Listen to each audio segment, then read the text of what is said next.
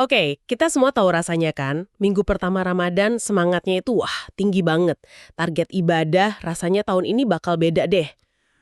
Semua daftar centang disiapin. Betul, tapi entah kenapa, masuk minggu ketiga semangatnya mulai kendor.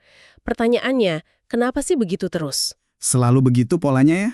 Nah, kita punya sumber yang menarik buat kita bedah hari ini, transkrip dari podcast Mediantara yang judulnya Ramadan, Bulan Perubahan dan Keberkahan.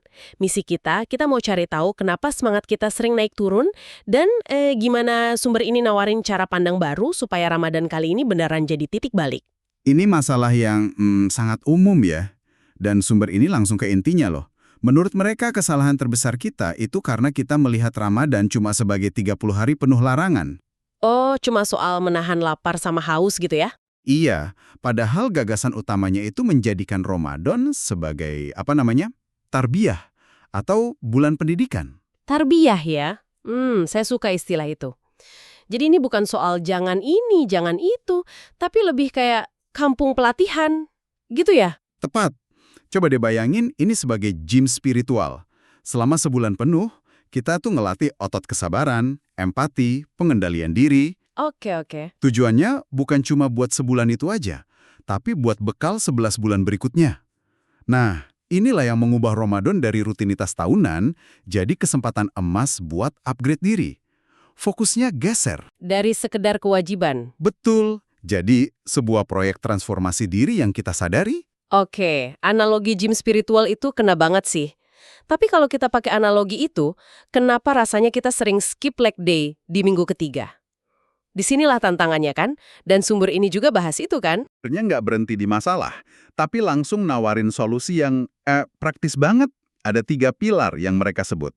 Apa aja itu? Niat yang kuat, target yang realistis, dan yang paling sering kita lupain, lingkungan yang mendukung. Oke, niat sama target realistis itu cukup jelas lah ya. Jangan pasang target langsung hafal 10 juz kalau sebelumnya jarang baca Quran gitu misalnya.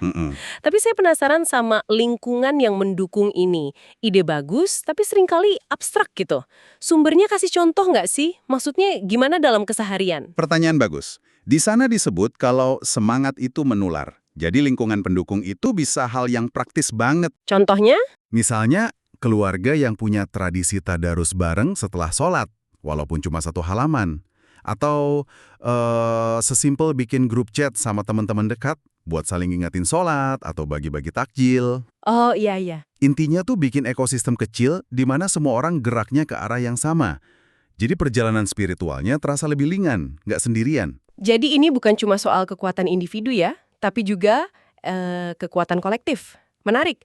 Ini bikin solusinya jadi lebih manusiawi dan nggak terlalu nekan. Dan yang lebih menarik lagi, kalau kita sambungin ke gambaran besarnya, pendekatan ini niat yang jelas, target kecil bertahap, dan lingkungan sosial, ini kan bukan cuma nasihat spiritual. Terus? Kalau kita tarik ke psikologi, ini kan sebenarnya inti dari teori pembentukan kebiasaan, habit formation.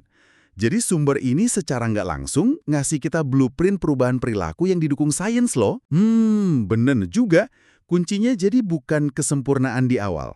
Betul, kuncinya itu konsistensi yang dibangun pelan-pelan. Jadi, apa artinya semua ini buat Anda yang mendengarkan? Intinya adalah, jangan sia-siakan kesempatan ini.